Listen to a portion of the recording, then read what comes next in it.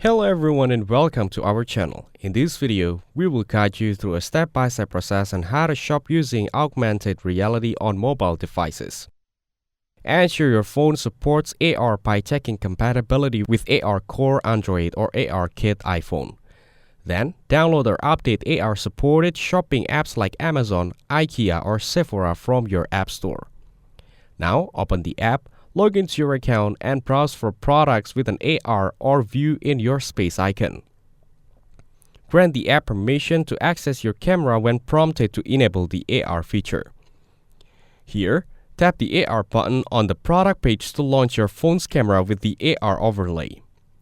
Move your phone around to scan the floor or surface until the items anchors and appears in 3D. Adjust the item size, position, or color using the on-screen controls if supported. Walk around the item to view it from different angles in real-world scale and lighting. Once satisfied, tap Buy Now or add a chart to purchase the product directly through the app. Thanks for watching. Don't forget to like and subscribe.